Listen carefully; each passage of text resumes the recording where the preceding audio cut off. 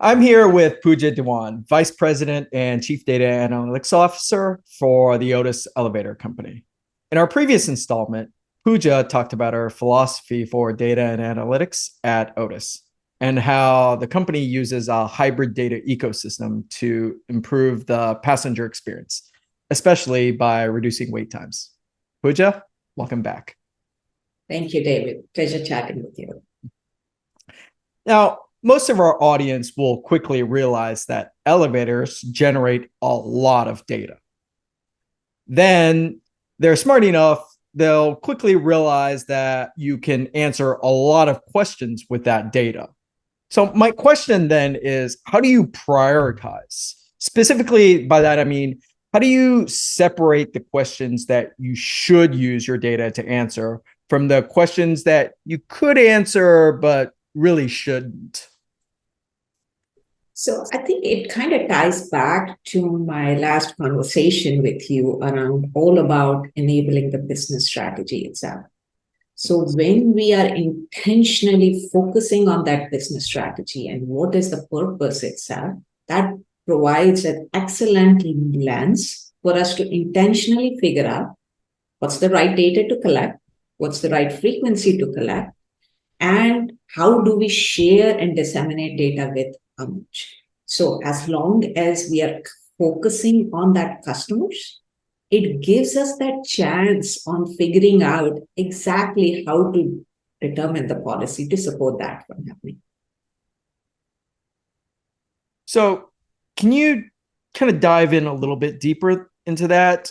So, what does that look like then? And how exactly does it work going from business strategy to how you collect and manage your data to actual data driven outcomes? Can you help us understand how that works? Absolutely. So last time you and I chatted, we talked a little bit about our external facing product. So this time I can give you an example of our internal customers itself. So think about an elevator. We service our elevators as well. So mechanics are our internal customers because when we empower our mechanics, they in turn provide a better service to our customers itself. So think about having a mechanic have the experience where they truly understand the real-time ability, the real-time performance of a unit before even the customer understands. And what I mean by that. So in most of our branches, most of the mechanics have a certain number of units that they focus on.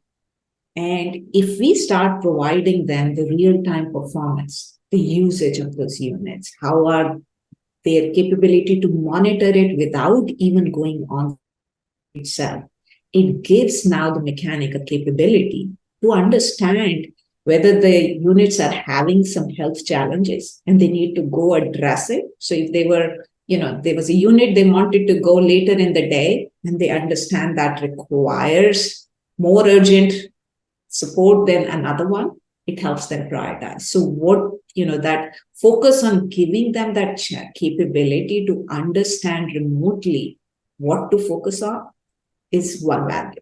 Second value could be truly when they are on site itself, helping them truly understand and diagnose issues itself.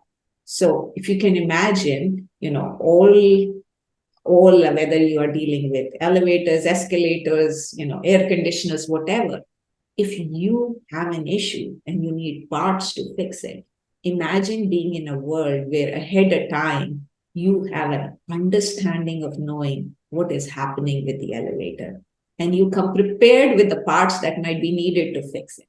So you can now start to see how providing the real-time information can create the value for our own internal customers if we are dealing with the connected products itself. So it's a huge transformation in the way the whole industry works and the customers experience service from us. Got it. And I love how, most of us, when we think about customers, we're talking about end customers, that the way you differentiate between different personas, because if your internal customers, the mechanics, don't have what they need, then that's not going to be a good customer experience for anyone. That's a great point. And how often have you had an experience where you went to a terminal, you're flying and the flight got canceled? How is your perception of that experience guided? It's guided by the people that you're dealing with. So I think the more we empower and enable our employees that are serving the customer with better information, in turn leads to better service that the customer can get for us. So I think that's the same analogy, and we sometimes forget customers, both internal and external, are equally important for us to work together.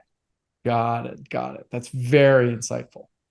So then, can you kind of dive a little bit deeper into that, specifically around these connected elevators? A lot of talk about IoT and everything talking to each other. I want to dive specifically into elevators and how they connect to each other and to your back-end IT systems. Tell me a little bit more about that. That's an excellent question.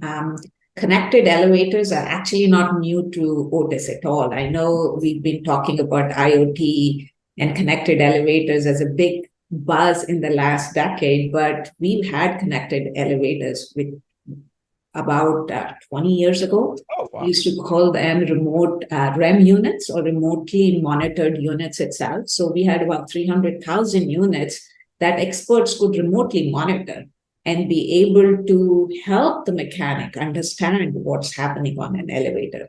So the connected elevators is not new to us. We have now a new connected elevator product called as Otis One. And any new elevators that come out come as a connected elevator. But customers that we serve them, they have always an opportunity, even those that bought the units before, of retrofitting and us giving them the capability of making connected elevators. In fact, we have over 800,000 connected elevators just now and growing as we speak. And the idea over there is exactly what I talked about. It's to help get insights on the operational performance, the usage, truly putting data in the hands of the mechanics on a smartphone so that they can truly understand what's happening on a unit even before they arrive over there. So collective elevators is really a part of a journey where we are trying to truly change the way we maintain our elevators and in turn serve our customers. Oh, wow. It just reminds me that in consumer electronics, anytime I want a smart device, I have to go and buy a new one, and then I have to throw away my old device. So it's great that Otis gives us the opportunity to retrofit elevators to make them connected rather than having to buy a whole new elevator. I think buying a new consumer device versus completely changing an elevator is a much more different thing. But yes, I think our emphasis has always been how do we continue to innovate both our engineering and digital framework to truly keep providing the latest and greatest to our customers available in the buildings they have. Well, Pooja, thank you so much for joining me today. Again, my name is David Zhao. I'm Managing Director of Coda Strategy, and I had the pleasure of speaking with Pooja Dewan, Chief Data and Analytics Officer at the Otis Elevator Company. And for our listeners out there, remember, please visit cdomagazine.tech for additional interviews as part of the CDO Magazine interview series. Thanks, everyone.